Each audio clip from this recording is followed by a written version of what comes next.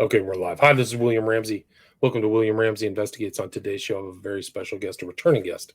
His name is Mark Shaw. He's just published a book, November 29th, 2022. Title of the book is Fighting for Justice, The Improbable Journey to Exposing Cover-Ups About the JFK Assassination and the Deaths of Marilyn Monroe and Dorothy Kilgallen. And this is not the first time we talked. We talked a couple times last year. The first time was about kind of the same issues. The title of the book we talked about in 2021 was Collateral Damage, the mysterious deaths of Marilyn Monroe and Dorothy Kilgallen and the ties that bind them to Robert Kennedy and the JFK assassination. That was published June 1st, 2021, I think. Or our interview was June 1st, 2021. Mr. Shaw has published many books. He's a former criminal defense attorney and legal analyst for CNN, ESPN, and USA Today, and also for the Mike Tyson, O.J. Simpson, and Kobe Bryant criminal cases. And he's also the best-selling author of 30 books. And I go in kind of list his books in the earlier interviews, and I will put a link to those interviews in the show notes. And you can go check out his books at his website.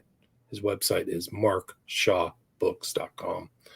But I'm delighted to have him back, and he's got some new research and new information. So, Mark Shaw, welcome back to the show. Oh, thanks so much, William. I appreciate it. So for people who may not have heard our earlier interview, can you kind of take a little overview of your career? I know you cover that in your book, and then what led you to publish this new book, Fighting for Justice. Well, thank you. It is an improbable journey. I can't even believe it sometimes, frankly. I appeared at the Commonwealth Club of San Francisco yesterday afternoon, and that gentleman that introduced me said, I'm a magnet for crowdsourcing. And frankly, I never even knew what that term meant. But apparently, when you put information out there, then you kind of wait and see, and other people will come along and give you tips or embellish upon what you've found and help you find new information and things like that. And he's right. He's right. I'm the ultimate crowdsourcer, because over the years with my books, especially now 6 touching on the JFK assassination, Dorothy and Marilyn, it's amazing. I keep writing a book, and then I'm done, and then I'm done, and then I'm done, and then I was done for sure before Fighting for Justice. So it's been an improbable journey, and this time, so many people around the world who watch my presentations. There's almost 7.5 million views up there of books and about my books and all that, and reading the books and emails and everything.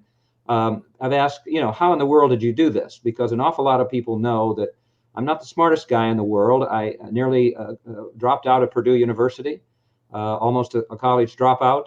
Took me almost 6 years to get through that university.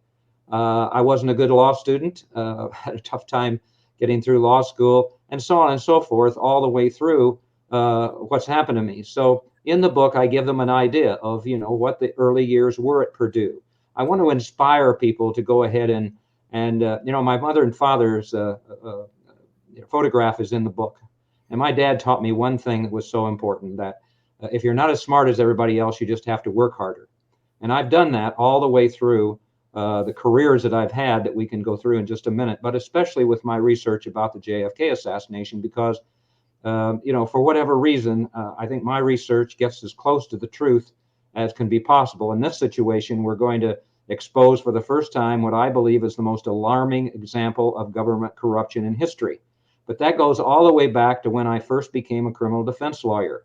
And I did that by accident, basically, William. I had no idea that that's the area I would get into after I graduated from law school.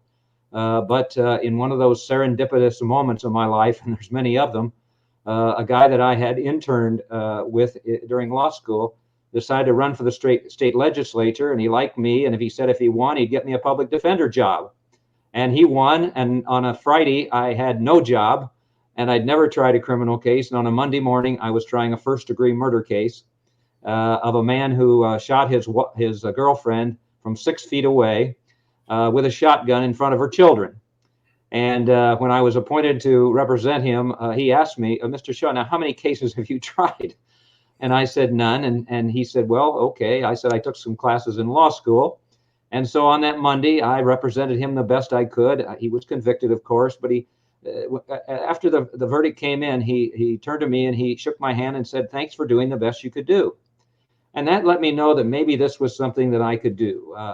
And so I began a legal career, became one of the most prominent attorneys in the Midwest. The big break for me really came when F. Lee Bailey, who your audience will recognize, represented Dr. Sam Shepard and Patty Hearst and all of that. OJ.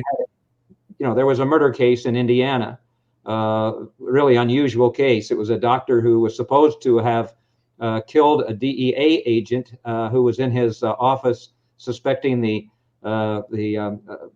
physician of dealing drugs. They found his body on in a lake, bobbing up on a cement block with no head, and they called it the headless torso case. And Bailey represented that man, and then Bailey got in touch with me out of all the lawyers around the Midwest, and I tried that case with F. Lee Bailey, and that really catapulted me on. For the next few years, and I'll make this a little bit short, but I had most every one of the high-profile cases in the Midwest. People trusted me, did my best job for them. I was at the jail at 6 o'clock in the morning, investigating my cases during the day, trying the cases, and I had a pretty darn remarkable record of the last 6 or 7, 8, 10 cases of first-degree murder of getting an acquittal. But just like everybody has this happen to them with their career they're in, I finally decided that wasn't the life I wanted. If anybody knows about the criminal justice system, obviously the victim is gone or their life has changed, and whoever perpetrated the crimes going to prison most of the time. It's just a very dark profession. And so I said to myself, hey, I got to do something else. So I left the Midwest and I moved to Aspen, Colorado, where I had spent a couple summers. And I think you'll get a kick out of this. The first thing that happened, I'm going to take off my hat and just show you, I still have a lot of hair, but a lot of people thought I looked just exactly like John Denver. And I've got some good stories about that because many times people would come up to me and say, Mr. Denver, I'd like to have your autograph. And I would say, well, I'm not John Denver. I can't sing a lick. And I'm Mark Shaw. And they would say, well, listen, just in case you are John Denver, would you sign your name on this napkin or whatever? So I would sign it, Mark Shaw. And I think they went back, William, to Des Moines or wherever they were from and said, listen, I got John Denver's autograph. He said he was Mark Shaw, but I'm sure that was John Denver. So I spent time in Aspen. I started a newspaper there, and then I got another big break. And again, compliments of F. Lee Bailey. People probably who aren't up in age as I am don't remember the big case at that time in the country was Claudine Longet, Andy Williams' wife, shooting Spider Savage, who was a member of the national ski team and a real celebrity and everything in Aspen. And that trial was going on. Lee Bailey was supposed to cover it for Good Morning America. He couldn't go, and he suggested me.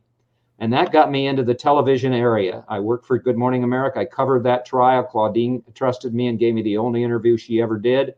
By the way, she was convicted of a lesser crime, not murder, although I believe she was guilty of murder, frankly. But that got me into covering trials. And later on, then I would cover the O.J. Simpson case, actually being on the air on ESPN when he was driving around L.A., and then the Kobe Bryant case in Colorado when he was charged with rape. That case will always bother me because whenever I hear Kobe Bryant's name, I remember what happened in the courtroom. They exposed the victim's name. She ran away, wouldn't testify. Kobe Bryant was acquitted. In my mind, he's a rapist and should have gone to prison. I get criticized for that, but all the evidence that I saw, I thought he was guilty. So, I hadn't covered those trials, and I hadn't covered any other trials. And I think from looking at the book, William, but the next break that came along was the Mike Tyson case. And that was in Indianapolis, right? So that's kind of where you were headquartered. It's where the events around Mike Tyson. I'd been on the West Coast, and I decided I'd kind of had enough of the Hollywood things that went on. I was on a show for CBS called People with Phyllis George, the former Miss America, and moved to New York, as a matter of fact, for that show. Rode around with Paul Newman in his race car and covered some other kind of, light stories, I guess you would call them. But finally, I'd had enough, and I missed my roots, and I moved back to Indiana. And again, this improbable journey. We never know what's going to happen in life. One of my sayings is, keep the faith. You never know when a miracle's right around the corner. And I've had so many of those. I'm such a blessed man. But in this case, Mike Tyson was charged with rape in 1992. And I decided, hey, I want to cover that case maybe and write some things for USA Today or ESPN or whatever, who had contacted me. So I wrote the judge. Well, the judge happened to be a former prosecutor who I had faced when I was a criminal defense lawyer in Indianapolis. And Pat Riley got me said, yes, you can certainly cover it, but will you handle the media? And so I kind of controlled, I organized, I did all of that with the media, sat in the front row there at the Tyson case, and watched him get one of the worst defenses of any man who has ever been charged with a crime, especially rape. Don King, who was the promoter for Tyson, had just been acquitted of a tax evasion case in Washington, D.C., and decided, well, if that lawyer can get me off, so to speak, for a tax evasion case, he ought to be able to handle a rape case. Oh. So I sat there and watched all these mistakes that he made. His defense, William, you'll like, Mike Tyson is the worst human being that ever lived. He's violent. He's all of these terrible, terrible things. And the woman should have known better than to invite him up to her hotel room. Well, the jury decided, yeah, he is the worst man on the planet. He is violent. Let's put him in prison. And the evidence wasn't there.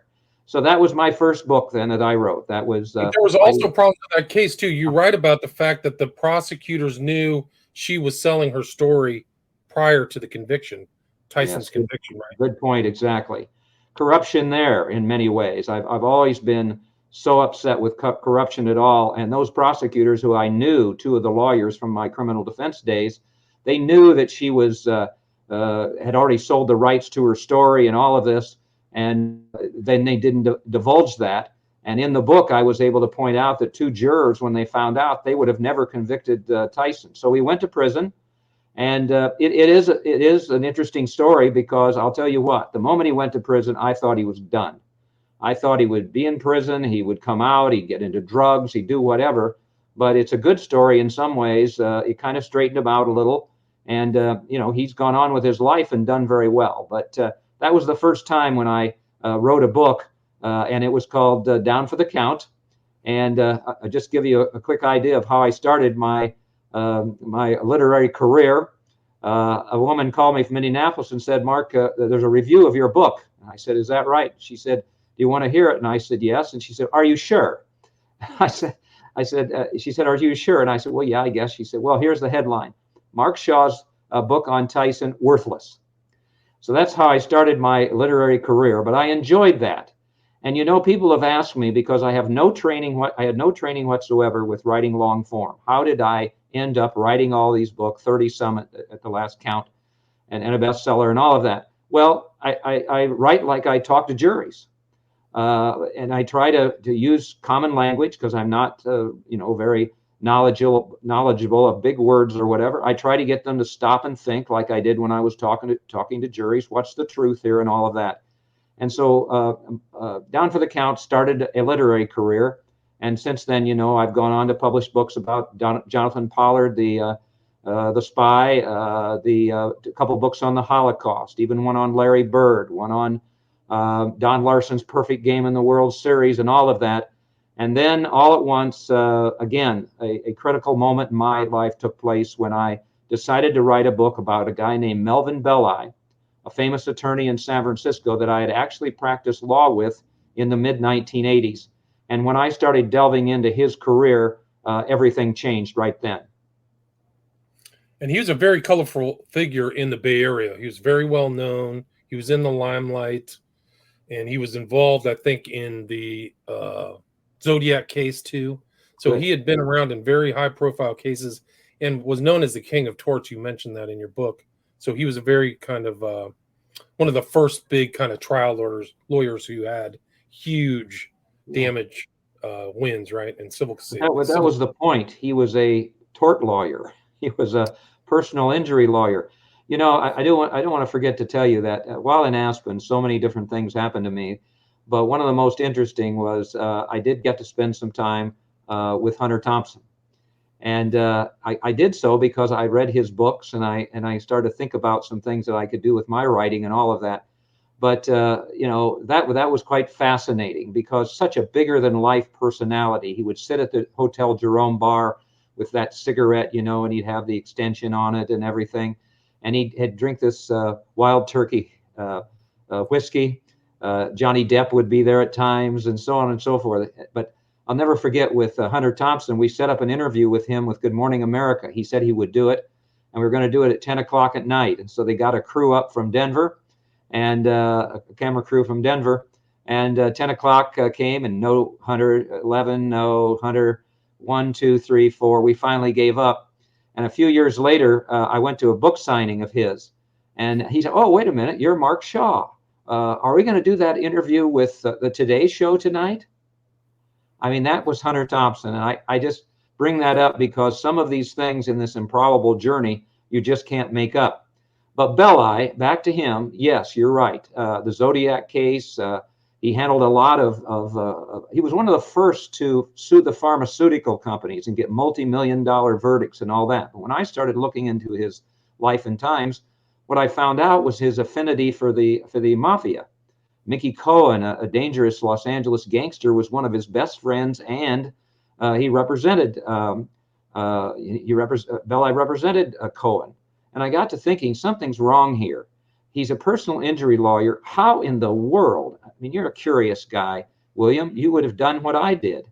And I started thinking, how did he become Jack Ruby's lawyer for a capital case when Ruby shot Lee Harvey Oswald?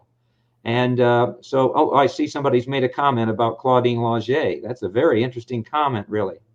A parody of the ballad of Claudine Longet. Boy, I'd love to see that ballad, John, if you can let me know where it is, because I want to just tell you something, too, that's interesting here about that, that's come up.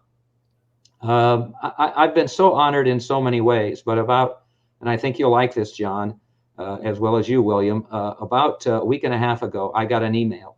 And the email started out, "I am a singer-songwriter by the name of Judy Collins." Talk about being humble. And I am really interested in Dorothy Kilgallen. And I'm so upset with all of the nonsense about her life and times and her death, which we'll get into in a little bit, and everything like that. And I'm so sorry that that's happened. And she then went on to say some really nice things about my investigating Dorothy's death and all of that.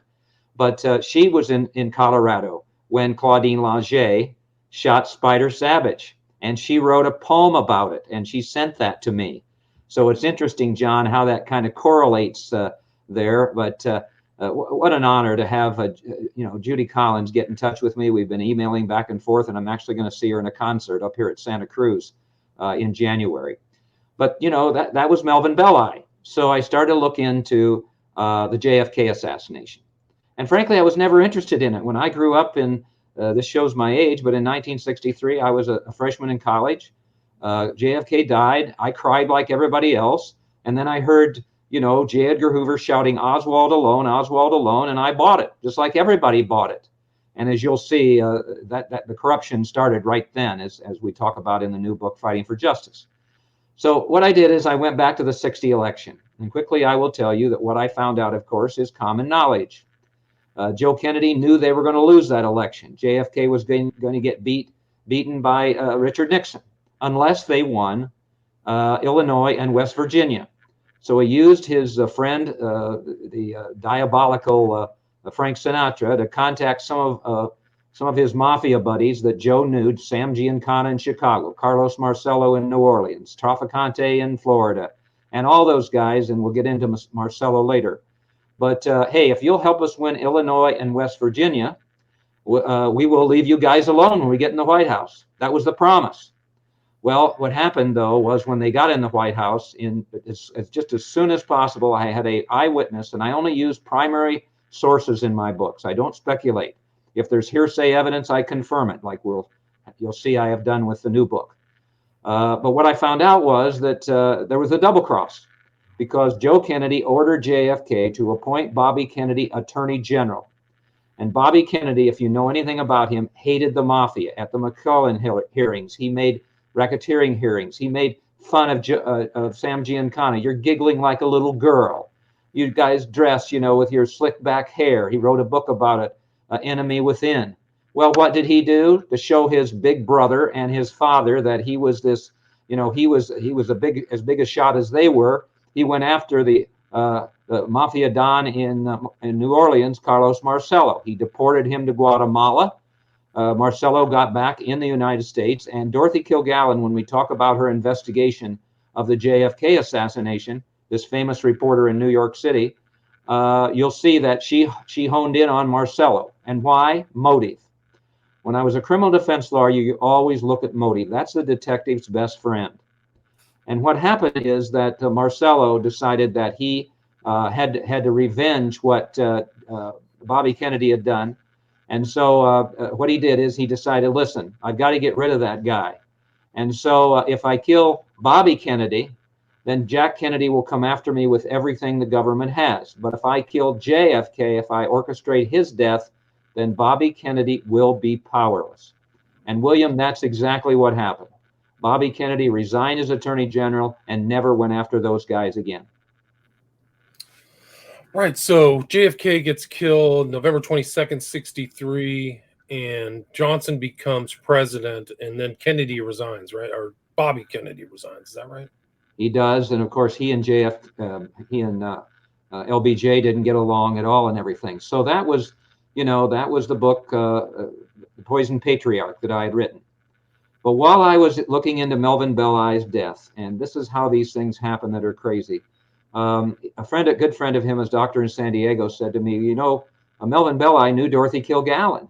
And I said, well, wait a minute. She's the star panelist. All I know is my family and I used to watch her on What's My Line, the quiz show in New York City. It was watched by 1 million people every night on Sunday night. He said, oh, Mark, you don't know anything about her. She was syndicated, her newspaper column in New York, to 200 newspapers across the country. She had a radio show with her husband, listened to by 1 million people every day. She covered the Lindbergh baby kidnapping case. She covered the Dr. Sam Shepard case. And I want to say right now that everything about Dorothy Kilgallen I'll talk about, or an awful lot of it with videos and everything else, especially about the JFK assassination, is on the website, the DorothyKilgallenStory.org. And up there, you would see a photograph that is a favorite one of mine. I mean, Ernest Hemingway called her the greatest female writer in the world then. The New York Post said she was the most powerful female voice in America. She was big time. Hell, I found out, and in this book, is the fact that not only did she cover the coronation of Queen Elizabeth, but Queen Elizabeth trusted her to go with the Queen to getting her first hair permanent. And Dorothy went ahead and put that in an article that she wrote. So she was big time. And that book was going to become The Reporter Who Knew Too Much, which became a bestseller. But what I found out then was that Dorothy, and I have the documents right here, she was a very, very close friend of JFK. And JFK had been to her home for parties. They had played charades. And a big moment in Dorothy's life, and the reason that she loved JFK so much. Thank you, William, for putting those up there. Yes, that's some photographs. That's her with Melvin Belli. The Dorothy with Melvin Belli that we'll talk about in a minute. And so they were close friends. And when Jack Ruby shot Lee Harvey Oswald, she knew that something was wrong. And she had taken her son to the White House, as a matter of fact, Kerry. JFK made a big deal, big fuss about him. And there's Kerry. And gave him a PT 109 pen and made a fuss over letters he brought from his third grade class. And in fact, what's interesting is when she wrote a column about the JFK assassination, she said something like, and I'm paraphrasing, the man who died is a tall man who stooped over a little boy and made a fuss over the letters he wrote from his third grade class. This is the man who died in Dallas. So she humanized him. And then what did she do? Well, Dorothy took off for Dallas. And she started publishing articles of hers. The first one was Oswald, a file must not close. She didn't believe, and she was the only one that didn't. J. Edgar Hoover shouting Oswald alone, Oswald alone, Oswald alone. So she wrote these articles. And one of her quotes in that particular article was, something like, justice is a big rug, and when you unfurl it, more powerful men fall out. So she didn't buy any of that. And of course, what happened with that particular column, boy, this is great that you're putting these up here, because she made an enemy right then, right away. And the enemy was one of the most dangerous men in the United States of America, and that was the FBI director, J. Edgar Hoover. She wrote an article that said that, hey, wait a minute, Jesse Curry, the Dallas chief of police, the first thing that he did when he heard the shots was send the police to the overpass, not the book depository. I found in the National Archives, I believe it was, which is the most authentic place to find documents, not Wikipedia or anything like that, a document where across that article in capital letters, written wrong, wrong, wrong in J. Edgar Hoover's handwriting. So she made an enemy right then. And what she did then is, at the trial, she listened to the testimony in the front row as far as what went on with Ruby and all of that, and killing Oswald, and we'll talk about that with the next book.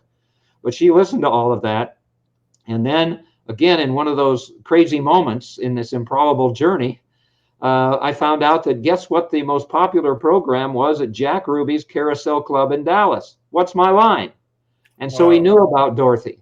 And when when Joe Tonahill, who was Belli's co-counsel, came up to her and said, Jack Ruby wants to talk to you, she got the only interview with Jack Ruby at trial out of 400 papers. And at the Dr. Sam Shepard case, and that photograph that's right there, this is who Dorothy Kilgallen was. All of the other reporters are gathered around her. She had this integrity. How many people have sent me emails from around the world saying, I wish we had a reporter like Dorothy Kilgallen. But what happened at trial? She came from a reporter's family too. So yes, it's kind of family business in her blood, right? Yeah, her ancestors were from Ireland. Her father was Jim Kilgallen, and he had a remarkable record. He was a very well award-winning newspaper man. In fact, I didn't know until not too long before I finished this book that he was one of the first reporters to have ever exposed the Dachau concentration camp in Germany. So the heredity was there, and there's a good quote in there that, she used to sit on his lap while he was typing at home and things like that. So she's a college dropout. She dropped out of college because she wanted to be a reporter like her father, and she got the chance at the New York Journal-American. So what did she see at trial? Well, she found out that, obviously Melvin Belli's defense of Ruby, it was called a psychomotor epilepsy insanity defense. Made no sense to the jury, obviously. And Belli also wouldn't let Ruby testify. I found out later that, and it's in the new book, that Melvin Belli knew about the assassination before it happened. How do I know that? Because when Jack Ruby shot Lee Harvey Oswald, a waiter walked up to a table where Belli was sitting with one of his best friends, and I interviewed that best friend. And when Belli heard that, he said, well, okay, now I'll have to represent Ruby instead of Oswald. So Belli was brought in to shut up Jack Ruby, make him look stupid, make him look insane, and all of that. And obviously the jury then went ahead and convicted Ruby, and there's a lot more about that in the book. But what did Dorothy do? This is what's so important. Whatever Ruby told her sent her to New Orleans. And as I said before, that's where the Mafia Don ruled, Carlos Marcello. And his empire, which is a multi-million-dollar empire at that time, stretched to Dallas. And he had his underlings, Joe Savillo and Joe Campisi there. And we're going to talk about how Marcello then went ahead and decided he was going to, silence Bobby Kennedy by killing JFK, because it all stretches in there. There's a silver thread, just a simple thread through all of this, not these crazy conspiracy theories that are out there, but there was obviously a plot to kill the president, and Dorothy knew about. So she goes to New Orleans and she interviews whoever she's supposed to interview. She takes her hairdresser with her, and then while she's there, she said, listen, you go back to New York City and don't tell anyone you were here. And Dorothy had obviously gotten her in danger. She knew about what was said at the Ruby trial.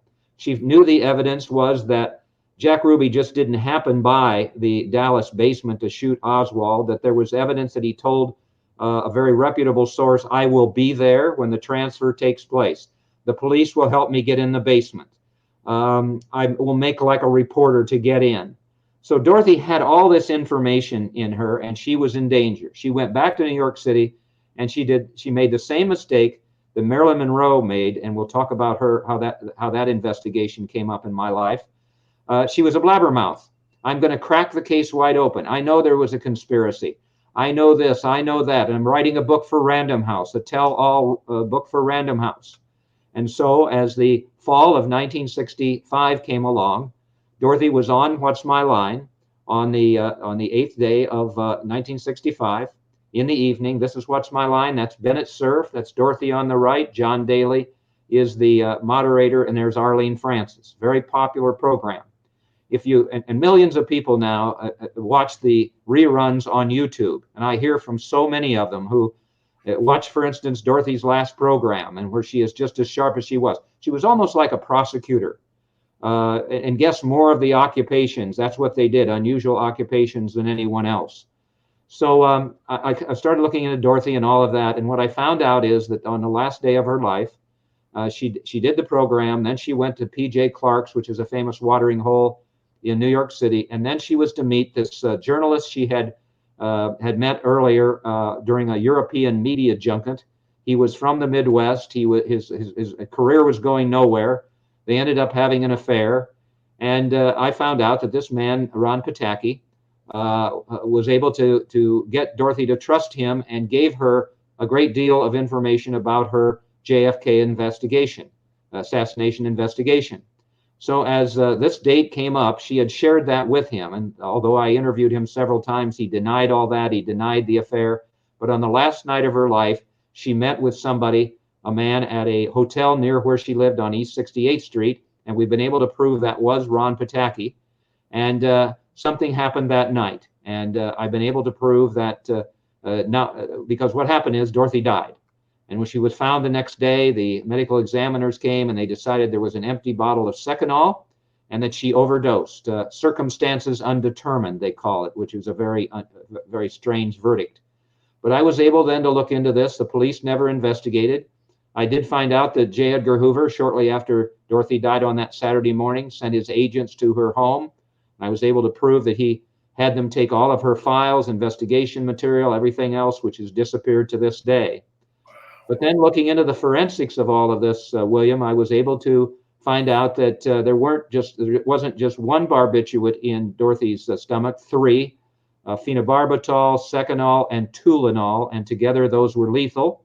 And that Pataki, according to the theories that we have and the forensic evidence and what made sense there with those who were at the family home, went with her to her home and deposited, inserted, whatever you want to call it, those barbiturates into a vodka and tonic that she drank, and obviously died of an overdose of drugs, but not her own doing. It was Ron Pataki, and it was murder. So I kept tracking down exactly what happened to Dorothy, and that became, as I say, the bestseller, The Reporter Who Knew Too Much. I tried with the New York District Attorney's Office to get Pataki investigated, also with the New York Police Department Commissioner. I went back to New York and met with him. They did a half-ass investigation of Dorothy's case, saying it was too expensive, too long ago, and so on and so forth. But with the new evidence I have in Fighting for Justice about the missing link in my mind, how much more danger Dorothy was in than I knew, I'm going to keep trying to see if I can't get a new investigation of her death. Wow, and she was right. So all that information that she had, that Ruby was loitering around the police station, has all been verified through pictures and videos. And Ruby pops up and all these things, and they were dragging Oswald in between offices like they were trying to set him up for a shooting before he ended up, I think, getting shot on Sunday morning, if I remember correct. Oswald, so the assassination happened on a Friday. Ruby shoots Oswald on a Sunday, and then all three people are buried. Tippit, JFK, and Oswald are hastily buried Monday. Right, and then because of with the Oswald alone theory, everybody just goes off on that track except for Dorothy, and what she did to try to expose the truth is what cost her life. I try to say that And we'll get into that a little bit more. But you want to know why Dorothy Kilgallen had it right in all of her columns and everything else she did? Well, they killed her. And they couldn't let her write that book for Random House. And as far as the Ruby testimony at trial, I got another break. I'm sure your audience is wondering what's going on here. I certainly have. Because I got a call from an attorney in Fresno, Greg Mullenux, a very well-known attorney. Oh yeah, we should talk about that in a second. But let me tell you, in the next book, Denial of Justice, which was the fourth book, yeah, I had the Ruby trial transcripts. Greg sent them to me. There's a picture in the book of me looking through them, 2,000 pages, and I found all that corroborative evidence of what I talked about with Ruby. I will be there and all that kind of thing. This is important because it'll come up with the corruption that I found, what I think is the most alarming corruption in U.S. history at the Warren Commission, because in the Warren Commission report, it will say that Ruby had no connection with the police. And, Dorothy was so good at looking at the little things. I'm a disciple of Dorothy Kilgallen, because remember what my dad said, if you're not smart enough to do things, find somebody that is. Well, Dorothy was. And so what I found out is that she had written that column you had up there a minute ago, and that was about the police, because Dorothy, she was queen of the society and of the entertainment industry in New York. And so what this particular column says is that she talked to some of the acts that she put in her column, singers, dancers, so on and so forth. And what did they tell her? Well, yeah, we hung out at Jack Ruby's carousel bar. He used to comp us with regard to drinks and, kind of set us up with the strippers and everything else that way. And so, as you'll see, Dorothy had it right here as well. So Denial of Justice was published, and that was going to be it again. But I kept having people around the world, and this is what we talked about last year, so I don't want to go into that too much, but people kept asking, Mark, is there a connection between the deaths of Dorothy Kilgallen, Marilyn Monroe, and John F. Kennedy? And I said no, I didn't think so, until I found a photograph that's in the book. It's Dorothy Kilgallen with Marilyn Monroe at 20th Century Fox, where she's making a movie. Then I found out that Marilyn had been to Dorothy Kilgallen's home on 68th Street at parties. There's the photograph. Parties at Dorothy's home. There was a quick little quote, quick little quip that at one point Dorothy's butler had to help Marilyn to her car because she'd had a little bit too much to drink. So that was some confirmation. Again, these confirmations come along when I throw this information out there, and I will bet you, William, that after this interview airs, I'll hear from some people who've watched it, and they'll have information for me as well. My website, markshawbooks.com, has my email, but it's mshawin@yahoo, and I would welcome any information you want to send along. So I find this picture, and then I find an aha moment, which is always something we find in our investigations. And that was a column that Dorothy wrote one day before Marilyn died. And it said, Marilyn Monroe is on the upswing in Hollywood. She's going to parties. She's found a new love affair that is a bigger name than Joe DiMaggio, who was the New York Slugger, as you may know. She's got offers for Broadway shows and movies and so on and so forth, because an awful lot of people at that time thought Marilyn was going through tough times with drugs and alcohol and so whatever. But I read this article by Dorothy, who knew her, and I'm saying to myself, wait a minute, this verdict, you may know, was that she had committed suicide, probable suicide, which Dr. Cyril Weck, who's the greatest, in my opinion, forensic scientist in the country, in the world maybe, told me he's never seen that verdict in 16,000 autopsies he's undertaken. So that really made me wonder what was going on with that verdict as well. So what did I do? I have an interview with Cyril Weck too, his kind of autobiography where he goes through. He's just people good. Can check that out. He's just the best, and he's been a great supporter of mine. Sent him a book for sure. This book as well as the others. So anyway, okay, where is my journey taking me now? Well, I've got to find out what happened to Marilyn. And the bigger name than Joe DiMaggio is stuck with me. So what did I do? I thought, well, I know what's a bigger name. Everybody knows that she had a brief affair with a bigger name named John F. Kennedy. And it happened when Marilyn sang Happy Birthday to John F. Kennedy on his 45th birthday at Madison Square Garden. You can see the photograph of her at the microphone. She has this see-through dress on, and so on and so forth. And all of that is what's happening. So yeah, you're going to be able to show it there. Unfortunately, it's from the back. There's never a frontal of that, but there's the photograph then. I found out that Jack Kennedy had a short affair with her, but that ended when Joe Kennedy told Jack he had to leave her alone. But after that, that song that she sang, Happy Birthday, Mr. President, there's Bobby Kennedy on the left, and there's Jack Kennedy on the right, both looking at Marilyn. And this is when this is the famous kind of thing. Peter Lawford. Peter Lawford introduces Marilyn.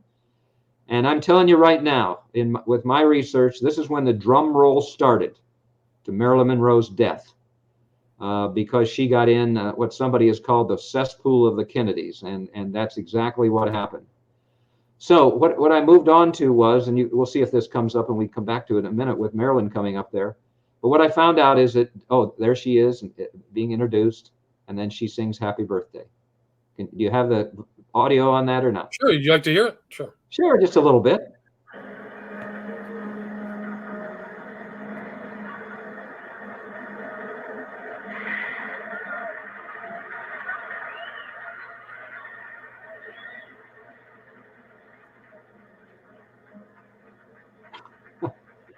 Happy birthday to you.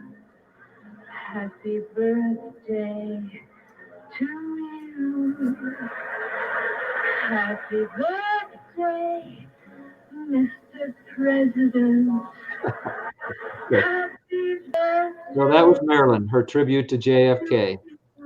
And you can find that on YouTube and so on and so forth. So they met after the event, but then I found out Bobby Kennedy. I'm going to hone in on him because he's a bigger name than Joe DiMaggio too. And what I found was a CIA document found at the National Archives, I believe. I believe that's where I found it. Anyway, and it was double sorted. On the first page, it talked about JFK, Dorothy, and Marilyn's interest in UFOs. But those were courtesy of wiretaps by J. Edgar Hoover's FBI agents. And then it said some things like, Marilyn has had enough of the Kennedys. She feels like she's been thrown around. I think that was in another document too. And she's going to the media about all this. And also she's going to the media with what the Kennedys told her, which is that JFK planned on having the assassination of Fidel Castro. Well, if you can imagine, she could have told the media about the affairs and everything else, but to talk about matters of national security that both Kennedys told her, whether it was pillow talk or just their big egos or whatever, that would have finished them for sure. They could not let her do that. And I found the second half of that document, which basically said during the summer of 1962, Robert Kennedy had basically a torrid love affair with Marilyn Monroe, to the effect that Bobby Kennedy told Marilyn that he would divorce his wife Ethel and marry Marilyn. Well, then all at once, no phone calls will be received from Marilyn, either at the Justice Department or in the White House. And I have this visual in the book where Marilyn, who Dorothy wrote about craving love, just wanted love in her life, is sitting there by the phone crying her eyes out. So what happened then? Well, Bobby Kennedy and I placed him in Los Angeles on the day Marilyn died. He said he was in San Francisco. I proved he wasn't. And he and Peter Lawford went to her home and tried to talk her out of going to the media. And when she refused, she was dead. And I've got two new accounts in the new book as to how Marilyn was poisoned with barbiturates. It's not a very pretty story, and I don't want to go ahead and say too much about it on the air like this, but there were the way that they did it was just despicable as to how they killed her. The police came, didn't investigate, looked at a empty bottle, pill bottle, and decided she'd overdosed and committed suicide. And then, of course, the Kennedy brothers and Joe Kennedy were great cover-up artists, as you will see when we talk about the Warren Commission. What they did is they had their buddy, Chief Parker of the Los Angeles Police, no investigation. They appointed 3 psychiatrists to look into her mental state, and they all came back and said, well, she's had mental problems and things like that. Case closed. And August 4th, 1962, right? So yeah, remember, 62 is Marilyn's death, 63 is JFK, 65 is Dorothy. And I don't want to quit with this story without saying to you what could have happened here. What if? If Bobby Kennedy would have been prosecuted for Marilyn Monroe's death based on the compelling evidence at the time, which should have been gathered and wasn't, there would have been no need for, he would have had to have resigned, and there would have been no need for Carlos Marcello to have orchestrated the death of JFK to make Bobby powerless, because he would have been powerless already, and there would have been no JFK assassination for Dorothy Kilgallen to have investigated an investigation that caused her death. So right there, and I get pretty emotional when I say that, Marilyn should have never died. This was just the Kennedys in action there, and very much disturbed me. So that was all in collateral damage, because she was collateral damage of what happened with Bobby Kennedy. And then with Dorothy Kilgallen, she also was collateral damage with what happened to her. And so collateral damage, I proved for the first time the deaths were connected, and then showed with all of the evidence that I had that Bobby Kennedy should have been prosecuted at that time. And once again, William, I was going to quit. right, and I mean that's really incredible. If it would have been exposed that she had been with Bobby and JFK at the time, it would have destroyed both of their political careers. It would have destroyed JFK's chance in '64, right? And Bobby's legitimacy at that time. That would have been a huge scandal. So, but that one sentence in that CIA document that's in the book, when the readers see it, they send me emails and everything. It's just hard to believe that the Kennedys try. You know, Joe Kennedy had a trophy wife. That was Gloria Swanson, the silent movie star, to the effect that the way he treated his wife, Rose, in the book, I quote a book called The Kennedy Neurosis, which was written in '73, I believe it was, back then. And it talks about how the Kennedys, men, became sexual predators. I've even got something in the new book about the fact that Jack Kennedy, when he married Jackie, he'd already been married and basically was a bigamist. So the Kennedys, were womanizers. They were, that's what they were best known for. But this whole situation with Marilyn Monroe should have never happened. And it really bothers me that's what happened to this woman, who was not a dumb blonde. You can read her poetry in the new book. You can read the fact that she read Ulysses and so on and so forth that way. But all of that kind of, let me believe at least that I'd circled back and I'd proven that Dorothy was murdered and Marilyn and all of that. And so, as I say, I was going to quit. Right. Do you think, just in a quick question, do you think that the Kennedy's enemies knew at that time that they were involved in her death? So do you think that was another thing that may have led to JFK, is like they knew that they were involved in killing this innocent woman? Well, I do. And I'll tell you why. Because J. Edgar Hoover, while he was a despicable human being in so many ways, this lie about Oswald alone and all that, Oswald alone been perpetuated through the years, especially at the Sixth Floor Museum in Dealey Plaza, which is all about a shrine to Oswald, which is ridiculous. But Hoover was smart. He didn't have a little black book. He had a collection of little black books with the dirt on everybody, all the politicians, the Kennedys, everybody, and they knew he had it. Pictures of them with women and when they were married. I mean, congressmen, senators, everybody. I think he had probably dirt on Chief Justice Earl Warren, all these people, and that's how he kept his job all those years. And so, unfortunately, yes, I think they knew about Kennedy's. With the wiretaps, I proved exactly how those wiretaps took place. Veronica Hamill, the television actress who was on that, famous show on CBS, Marilyn's home. She bought Marilyn's home, and she found all of these wiretapped instruments in the home. It took her $100,000 to get them all out. So Hoover was a bad guy, and I know that the FBI for sure knew everything those Kennedys were doing. Wow, yeah, and I've heard that the Robert Kennedy was friends with one of the high level heads of the LAPD at that time in '62. Yeah, that was Parker, and that's how they covered up Marilyn's death. So I was going to quit. And then I got a phone call in February. And I don't know how these things happen, as I say. It's just amazing. But this gentleman sent me an email first and said, Mr. Shaw, I watched a presentation of yours that went viral at the Allen Library in Allen, Texas, which is right next to Dallas, that you did 2 years ago on, I believe it was denial of justice. And he said, I knew Dorothy Kilgallen. Well, any time I get an email that has that information in it, my ears perk up, because so many people, there's not so many people anymore who knew Dorothy Kilgallen. So he said, call me. So I called him.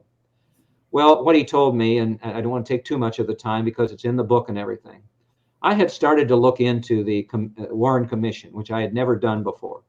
And in the book, you will see transcriptions of audio conversations between LBJ and J. Edgar Hoover on November. The first one's on November 29th, 1963. My wife told me that yesterday that we think we got those at the Lyndon Johnson Library. And basically, what those conversations are all about are amazing. And I just want you to know what they were doing. They were stacking the deck. They decided with only those members that they knew that they can control with the Oswald alone conclusion.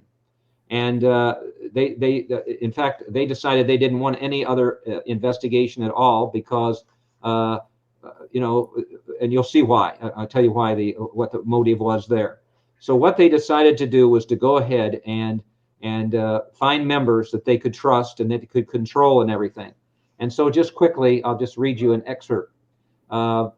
J. Edgar Hoover, are you familiar with this proposed group they are trying to put together on this study of your report, Oswald alone, and other things, 2 from the House, 2 from the Senate, somebody from the courts? J. Edgar Hoover, well, I think we have to. I want to get by with just the report. And J. Edgar Hoover then says, I think it would be very, very bad to have a rash of investigations, whether they're in Congress or Texas or whatever. LBJ, there's only one way we can stop them, to appoint a high-level investigation to evaluate report and put somebody that is pretty good on that, who we can select, and so on and so forth. J. Edgar Hoover, yes, because we get a bunch of television going and it will be bad. J. Edgar Hoover, it'll be a three-ring circus. And then the second conversation, which takes place not too long later after that, they talk about each of the members that they can possibly, thanks, Sabrina. I appreciate your comment very much. Means a lot to me. They decide on who the members are going to be, and they go down through them. Now, you're seeing the cover of the book, and that's important because when we talk about corruption in the Warren Commission, we're going to go through these individuals, and I'm going to tell you who the one is that I finally discovered. We could get through the code of silence that they had with the members through a whistleblower account that's never been exposed until now. So they go through them and they decide, well, you're going to see Alan Dulles there in the bow tie. He was the former director of the CIA, who Kennedy had fired, by the way. You got Gerald Ford over there. You got Senator Richard Russell. You got there's Chief Justice Warren. All of those. So, McCloy's in there, isn't he? John McCloy is right there on the left-hand side all the way. A guy. That's Lee Rankin, who is the counsel to the Warren Commission. I think that's Senator Richard Russell there, the third one from the right. That's Hale Boggs. Anyway, we'll go into those and divulge the one that we need to talk about. But they got what they wanted. And so this man, and his name is Morris Wolf, and his photograph is in the book. He started talking to me about some things that happened. And I first looked into who he was, because you always want to do that, as you do, William, with the sources. And I found out that he was a Yale graduate. He went to work for Bobby Kennedy when Bobby Kennedy was in the White House, or Bobby Kennedy was in the Justice Department.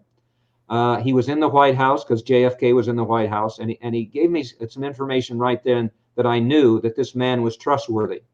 He said, Mr. Shaw, I was the go-between between the Justice Department and the White House, between JFK and RFK, and I took messages back and forth. I rode my bicycle or I ran back and forth with those messages because they didn't trust this man who's on the right side of the cover, J. Edgar Hoover, that he wouldn't have wiretapped their conversations. That's just amazing that you think about that. That's the President of the United States and the Attorney General of the United States saying, we can't trust this guy. In fact, J. Edgar Hoover works for Robert Kennedy. Right. And this gentleman, Morris Wolf, told me that, Hoover used to circumvent Robert Kennedy and go directly to the president. Bad guy, that's for sure. And you'll see he gets even worse. So he tells me that. Wasn't the first time. JFK used to use back channels for communication during the missile crisis. And he had done that before and had gotten caught by the national security state. And they were incensed because they were kept out of the loop. So it's just mind-boggling that this man could have that much power. But remember that little black book that he had. He was in control. So what happens? Then this Morris Wolf says, well, Mr. Shaw, I spent about 2 years with the president, and then I started working for one of the commission members as his legislative assistant. And I said, well, listen, what was that like? He said, well, I have to tell you, I was so fortunate. I want to get my paperwork out here so I quote this right. He said, I was able to go with the senator to the commission hearings. And again, these details are so important. I'm monitoring exactly how Dorothy would have handled this. You went with him? Yes, in his Saab. He was a tall man and he had trouble stretching in there. But I went to the hearings with him. And then I was able to sit in on the hearings and wait for him by sitting in the back. And what I noticed was at times the man I worked for was very distressed with what was happening because they wouldn't tell him when the hearings were. The staff did most of the investigating, not the members, which was just shocking to me. Because and the motive there is obvious. J. Edgar Hoover and Earl Warren and LBJ want to control what's happening with the commission. You can control the staff members a lot easier than you can the members. So he said, listen, I have to tell you exactly what this particular member of the Warren Commission, my boss, told me. The commission members already know about the Jack Ruby connection to organized crime, but they don't want to touch it. Now, that one is the most important one, as we'll get around to in a bit. They know about the Jack Ruby connection to organized crime, but they don't want to touch it. It's more than Oswald, but Hoover and Chief Justice Earl Warren keep pushing the Oswald alone conclusion. Our new president, Lyndon Baines Johnson, now wants to cover up and move on. They want to bury the truth under a pile of stones. And then this one. This is the rationalization that these 7 evil men, and I'll call them evil, deceptive, just unbelievably, dishonest 7 members of the commission rationalized their decision about Oswald alone. They, the commission members, say the Oswald conclusion is good for God and country, but there is internal corruption in the commission. So that's what this particular Warren Commission member told Morris Wolf. And he said, also I should tell you, Mr. Shaw, and this is what just made me yell and scream almost, I knew Dorothy Kilgallen. And I said, well, Morris, how did that happen? He said, well, I used to go to soirees, which your audience knows are parties, at this particular member's home in Georgetown. Jack Kennedy and Bobby Kennedy, or Jack Kennedy and Jackie were there at times because this particular member and his wife were very close friends with the Kennedys. In fact, they were the first couple to be invited to the White House. And I sat at the dinner table, Mr. Shaw, and every time I say this, I get a shiver, right next to Dorothy Kilgallen. And he called her a bright light bulb. He said she was such an incredible investigative reporter. While we're having dinner, she's asking me questions about this member's involvement in the commission hearings and so on and so forth that way. And it almost just blew my mind. And I said, well, okay. And, I want to tell you that one of the ways I confirmed what the information is that I gave you about what this member said is that I was able to find oral histories by this member at the University of Kentucky and the University of Georgia, corroborating an awful lot of what his disgust was with the Warren Commission and a couple things that I will mention. But one of the little things that was in there, Dorothy would have noticed, was that this particular commission member lived at 29th and N Street in Georgetown, and that's exactly where Morris Wolf told me that he had gone to the parties. So I have all this information, and then it just popped into my mind. I said, I have to ask you a question, because not only had Dorothy been at the Ruby trial. But a huge deal happened in, is it 1964, but first part of 65, when she published the Warren Commission Jack Ruby testimony on the front page of the New York Journal American. She was not supposed to have that information. FBI Director Hoover sent agents to her home to find out where she got it. People read in the book that she would not divulge her source. And it's one sentence that says what Dorothy Kilgallen was all about. I would rather die than give you my sources. But that was a big deal. And J. Edgar Hoover was furious over that information getting there into the Journal American. It was a big deal. It was kind of like the Pentagon Papers being exposed, or the Nixon tapes, or that kind of thing. Snowden's NSA secrets. At that time, that was huge. And so I had to ask Morris Wolf. I said, is it possible that that member, who was a long-standing friend of Dorothy Kilgallen's, could have given her the Warren Commission Jack Ruby testimony? And his words were exactly this: very likely. And now you'll hear what I believe was also that Dorothy knew and went ahead and made me believe that she was even in more danger as it came close to when she died than I ever knew before. I had to kind of put it together with connecting the dots. I found documents where this particular member, and we'll just divulge his name in just a second. I'm not trying to be too secretive, but it all comes together because I found in the oral histories his letter of resignation, which he never sent, but I have it in there. There's an FBI, excuse me, there's a Warren Commission document. Earl Warren and Hoover want the Oswald alone conclusion and won't look at anything else. Talk about the Kennedys wanting to block any other conclusion but Oswald alone. Why? Because they didn't want any investigation of Joe fixing the '60 election, and they didn't for sure want any investigation of Bobby Kennedy's complicity in the Marilyn Monroe death. So on the outside, they're using the Assistant Attorney General Katzenbach, who writes a letter to the Warren Commission members. We only need to look into Oswald alone. That's what this is all about. They're never going to go ahead and let any other investigation happen. And so they win in many ways when the Oswald alone conclusion comes out. He had no help. There was no conspiracy. There was no this, no that, and everything else. And then what really solidified my belief that I was getting the right kind of information that I could put in a book from Morris Wolf.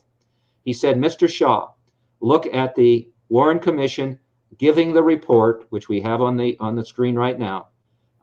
That's Earl Warren there giving the report to Lyndon Johnson.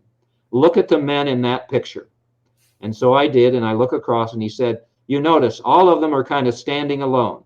But look on the right side, because one man is almost hiding behind another.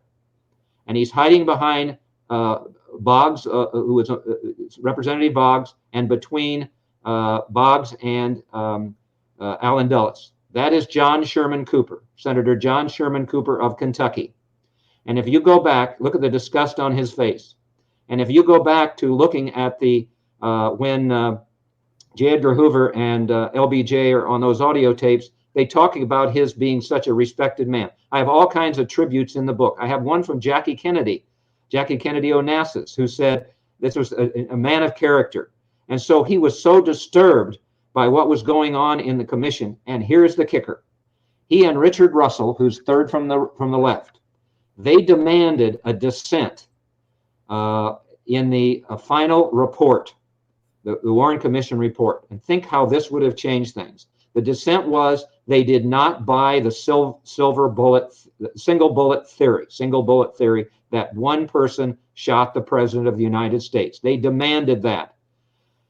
J. Edgar Hoover and LBJ and Earl Warren promised them that would be in the final report. Well, it wasn't.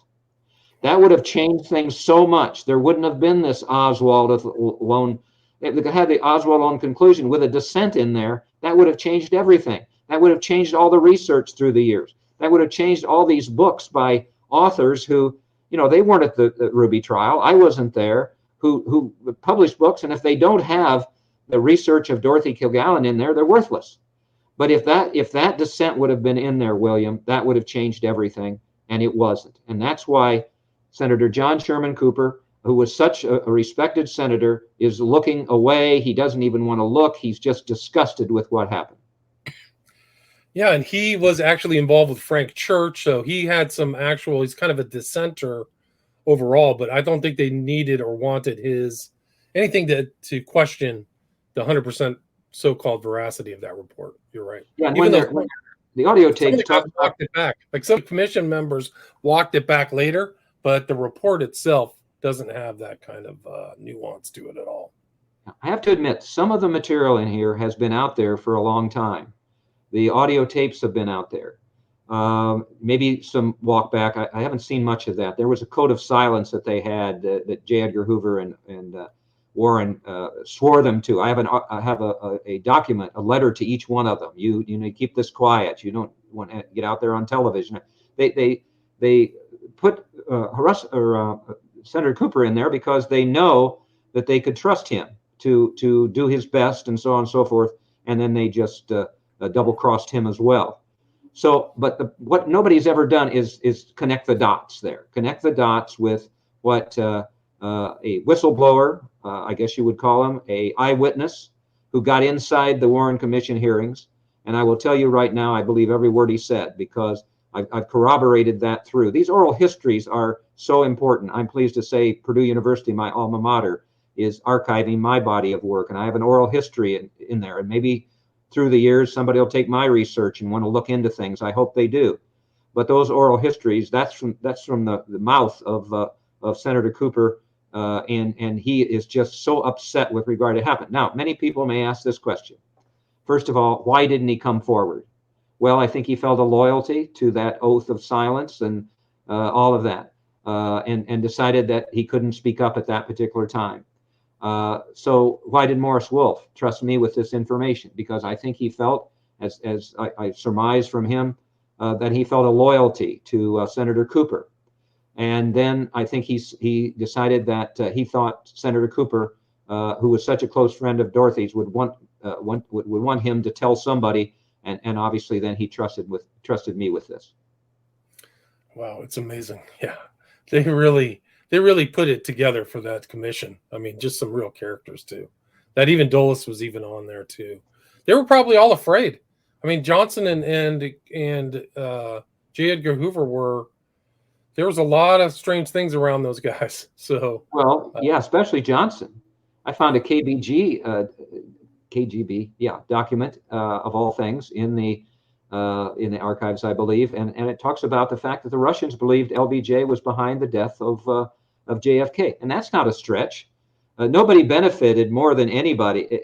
Marcello, by the way, what happened here is Marcello was never investigated.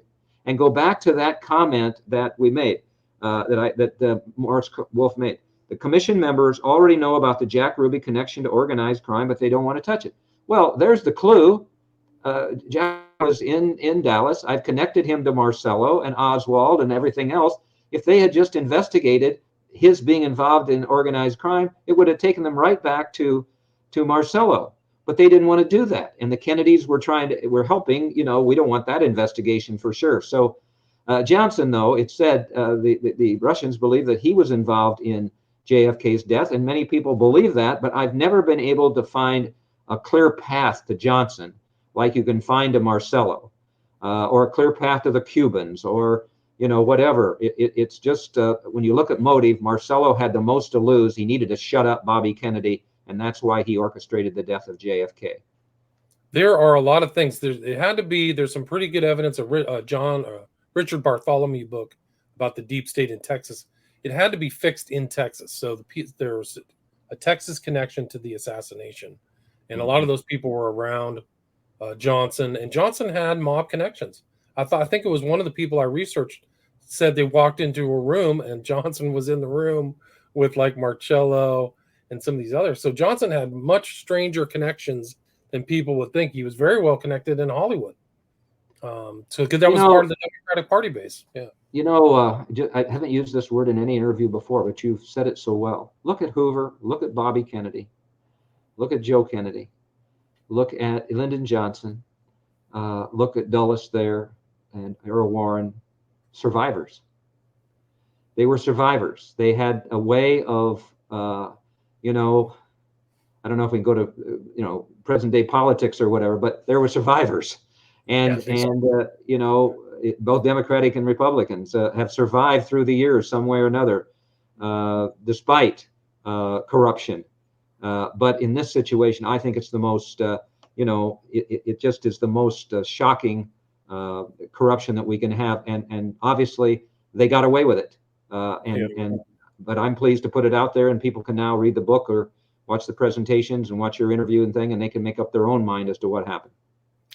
It's great. I mean, that you're doing that research and accruing that information is so important. So kudos to you for doing that. Mark, we are at about the hour, 10 minutes. Do you have time for a few questions? Absolutely. John asks you, Claudine Langier's case was an odd one. It was the victim's gun and drugs may have been in play. Is that correct? Claudine Langier would have been convicted of murder if the police hadn't screwed up so badly. They went to the home where she lived with Spider Savage. He was going to kick her out of the home. He'd had enough of her. And she knew that. So she's got this gun, and they're in the bathroom. And as she said in the interview, I'm going to put up my hands like this. As she said in my interview, I held it like this, Mr. Shaw, in her French, voice, and it just went off. Well, if the police hadn't screwed up, if they'd have gotten a search warrant to go into her home and Savage's home, they would have been able to legally confiscate a diary that they found in her bedroom. They would have been able to have given her a drug test, and they did find that diary, and they did find the analysis of her drug test, which shows she was under the influence of marijuana and so on and so forth, but they never got the warrant. So at trial, that could not be introduced, John. And, I've said over and over, and I really believe it, that there wasn't any accidental shooting of him.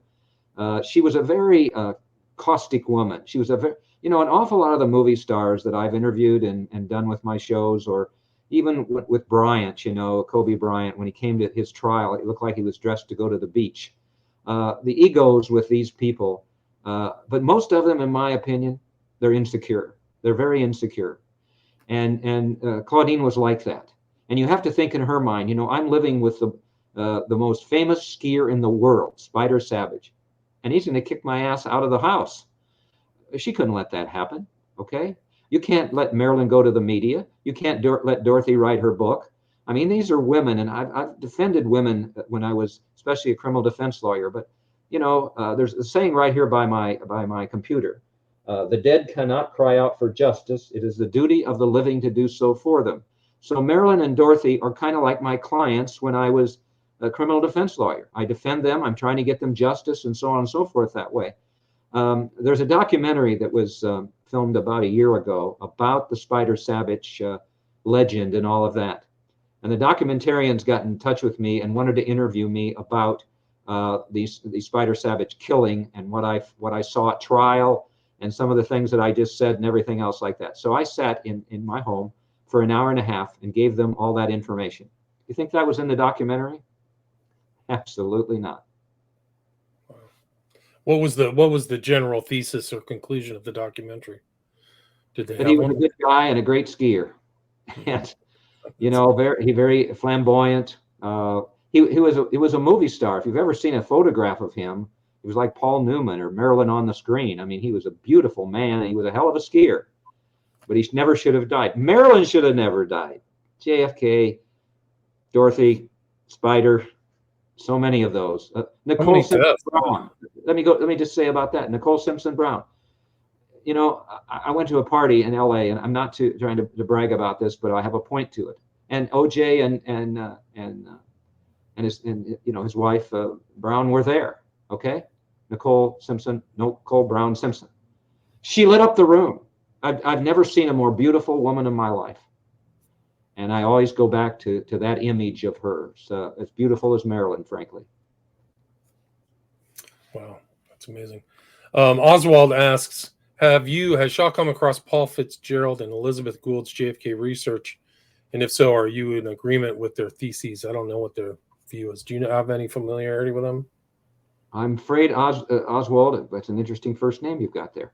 Could you give us just a quick hint of what that's about? Because those, Yeah. I'm a little bit ashamed if I've missed something, but I've never heard those names before. I don't either, so I don't know. Let's move on to the next one. John asks another question. Are you aware of the bioweapon project in New Orleans under development by Dr. Alton Oxner and Dr. Mary Sherman? Both Oswald and Ruby were involved in it, according to Ed Haslam. Have you heard that? I have not, and I'm only going to use as a defense that I'm a Dorothy believer. Based on her background and her, award-winning, Pulitzer Prize nominated journalists and her reputation and all of that, she thought it was Jack Ruby was the key. Oswald wasn't. I haven't looked into an awful lot of things because, like I say, I'm a Dorothy believer, and I think she had it right. There was the double cross. Marcello was then double crossed by Bobby Kennedy. He's got to get rid of Jack Kennedy, so Bobby's powerless. Marcello uses his underlings in Dallas. In fact, one of them, Campisi, guess who was the first person to visit Jack Ruby when he was arrested? The first person to visit him in jail, Campisi, Marcello's underling. And then you go with Belli being brought in, and so on and so forth. I mean, she had it right, in my opinion. And so I apologize, John, if you're disappointed in me, but I stayed with Dorothy's research all the way through. Interesting. Have you ever heard, Ketchum asks, is there any validity to the two Oswald's theory and the Warren Commission trying to cover that up? Have you ever heard that? President Joe Biden, like all the presidents before him, is refusing to give us all of the JFK assassination documents. But I might have the dates wrong. Either at the end of last year, the first part of this year, we got some of them, 1,500, I think, something like that. Well, I went through them, and some of these so-called experts on the JFK assassination said there's nothing in there at all. Well, I found some things that were in there. For instance, it talks about Marcello's multi-million-dollar almost a billionaire in 1968 when he's worried about Bobby Kennedy becoming president. In those documents, there was the mention of the two Oswald's theory, but it was not connected to the Warren Commission material. In all of that I've looked at, I've never seen the fact that they had that. But there is the mention. There's a photograph in the book of Allen Dulles, at LBJ's ranch, and LBJ has on his tall cowboy boots, and it's a really funny picture because, LBJ is real tall and Dulles is just a little guy. And supposedly, they were talking about, there's a couple mentions in there about Allen Dulles talking about the whole thing with Oswald and all these things. But again, I really haven't investigated that as much as maybe I should, because again, Dorothy was a Ruby guy. She thought that was the one that was the key, and she interviewed him, and all of her research was tied to Ruby. I heard the same thing. I heard that somebody else, another researcher whose name I don't recall offhand, but they said Ruby's the key to all the things because he was connected to all the nefarious actors around the JFK assassination. It's great to talk with you again, Mark. Congrats on the new book, Fighting for Justice. Is the best place, I think, like you said, it's that if people want to reach out to you, is markshawbooks.com, right? Sabrina, I'm in love with you for what you've said here. Thank you so much about Dorothy. I have such respect for her. She shouldn't have died. I get very emotional about it. It shouldn't have happened. Yeah, it's a shame. Yes, M. Shaw, IN, at Yahoo, and Mark Shaw Books. And please, no matter if you think it's insignificant, whatever it is, if you've got some information you think that I could benefit from, please get in touch with me. Yeah, so you can get that there. And where's the best place to get the book? You have, it's on Amazon, right? And Kindle and the paperback, correct? Yeah, and the audio book will be up there in a couple, 3 days. But I really, like you do, William, I think I really tell people, go to an independent bookstore, get the book there, at least order it through them, whatever that way. They're struggling so much. The book business is not doing very well. And I think it's a lot because of the economy. I noticed that Amazon today marked down the book, which I'm glad to see because it's too expensive. But do that or go to libraries, get it from libraries. But yeah, most of the books are sold by Amazon and it's up there for sure. But go to those independent bookstores. Awesome. And thanks so much for your time. I appreciate it. Again, the author's name is Mark Shaw, and the title is Fighting for Justice, The Improbable Journey to Exposing Cover-ups about JFK assassination and the deaths of Marilyn Monroe and Dorothy Kilgallen. Just published November 29th, 2022. Thank you so much. Thank you. All right, stay there. Stay there.